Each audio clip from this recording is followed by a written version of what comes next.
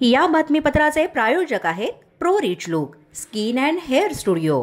नमस्कार, पोलीस माझा न्यूजच्या या बातमीपत्रात आपलं मनापासून स्वागत। पाहूयात काही विशेष घडामोडी।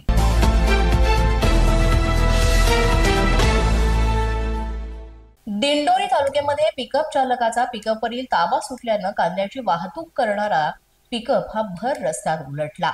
यामध्ये शेतकऱ्याच्या कांद्यांचं मोठं नुकसान झालंय। दिंडोरी तालुक्यातील वरखाडे इथून रविवारी रात्रीच्या वेळेस शेतकरी हा शेतमाल घेऊन पिंपळगाव बसवंत येथील कृषी उत्पन्न बाजार समितीत जात असताना पिकअप चालकनं रस्त्याच्या परिस्थितीकडे दुर्लक्ष केलं आणि वेगानं वाहन चालवलं। यावेळेस त्याचा वाहनावरील ताबा सुटला आणि जोपूर पिंपळगाव बसवंत इथल्या गोखले एज्युकेशन स्कूल जवळ पिकअप पलटी झाला। यामध्ये पिकअप चालक गंभीर जखमी झालाय तर आणखीन एक किरकोळरित्या जखमी झाला। या दोघांवरील शासकीय रुग्णालयात उपचार सुरू आहेत।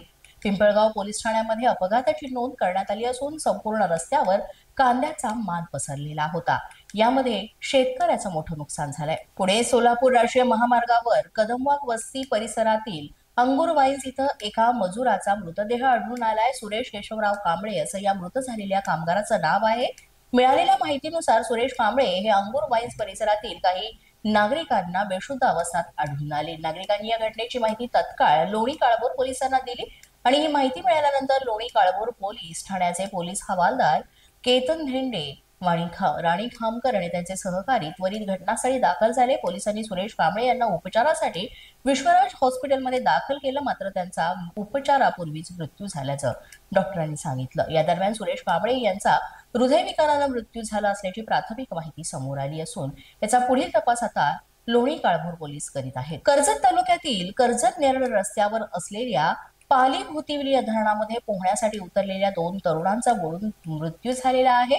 मुंबई गोवंडी येथे रहिवासी असलेले हे दोन्ही तरुण सकाळच्या सुमारास धरणाच्या पाण्यात अंघोळ करीत असताना त्यामध्ये ते बुडाले। या दोन्ही तरुणांचे मृतदेह बाहेर काढण्यास स्थानिक आदिवासी तरुणांना यश आलंय। धरण परिसरात प्रवेश निषिद्ध असताना देखील पर्यटक इथं येत असल्यानं धरणाच्या सुरक्षेचा प्रश्न सुद्धा ऐरणीवर आलाय। कर्जत तालुक्यातील रेल्वे परिसरामधील पाणी टंचाई दूर करण्यासाठी पाली गावचे स्थलांतरण करून लघु पाटबंधारे प्रकल्पाचं काम करण्यात आलं। या धरणाच्या परिसरात मुंबई गोवंडी येथील 3 तरुण इथे आले होते। गोवंडी शिवाजीनगर मधील म्हाडा कॉलनी इथं राहणारे 3 तरुण पर्यटक टॅक्सी यांच्या सहाय्यानं सकाळी पहाटेच 4:30 वाजता डिक्सळ इथं आले।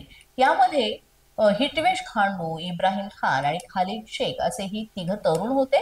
आपल्याकडील वाहन हे त्यांनी पाली कुटिवली धरणाच्या रस्त्याच्या कडेला उभं केलं आणि हे 3 जण धरणावर पोहायला लागले। त्यानंतर मोज मजा केल्यानंतर उगवत्या सूर्याचं दर्शन घेऊन धरणात आंघोळ करण्यासाठी उतरले। त्याचवेळी धरणामधील पाण्याचा अंदाज न आल्यानं 2 तरुण पाण्यात उतरले आणि थेट खोल पाण्यात बुडाले। या भागामध्ये माती सदृश चिखल असल्यामुळे त्यामध्ये ते खेचले गेले आणि दुर्दैवाने त्यांचा त्यामध्ये मृत्यू झालाय।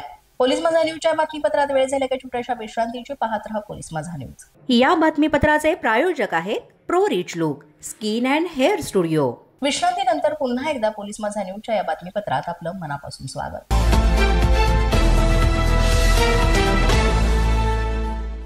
गडचिरोलीमध्ये सुरक्षा यंत्रणेला मोठं यश मिळालंय। 5 जहाल नक्षलवादी शस्त्रांसह ताब्यात घेण्यात आले। बिनाहुंडा जंगल परिसरात ही कारवाई करण्यात आली आहे। तर गडचिरोली जिल्ह्यात सुरक्षा यंत्रणेला हे यश मिळालंय।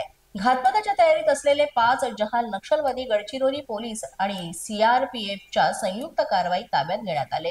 यामध्ये 1 DPCM आणि 1 PPCM स्तरावरील नक्षलवादी तसंच प्लॅटून सदस्याचाही समावेश आहे। बीडच्या अमळनेर इथे किरकोळ कारणावरून 5 जणांवर प्राणघातक हल्ला करण्यात आलेला आहे। यामध्ये जखमी झालेल्यांना जिल्हा रुग्णालयात उपचारासाठी पाठवण्यात आले। यातील 4 जण गंभीर जखमी झाले असून त्यांच्यावर जिल्हा रुग्णालयात उपचार सुरू आहेत।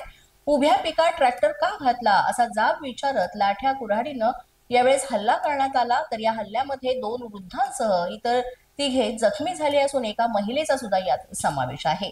या प्रकरणी अमळनेर पोलीस ठाण्यामध्ये 5 जणांवर गुन्हा दाखल करण्यात आला आणि पोलीस आता याचा अधिक तपास करीत आहेत। अशाच नवनवीन व्हिडिओसाठी पोलीस माझा न्यूजचं YouTube चॅनल सबस्क्राईब करा।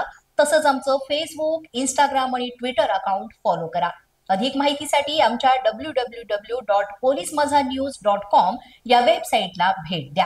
पाहत रहा पोलीस माझा न्यूज।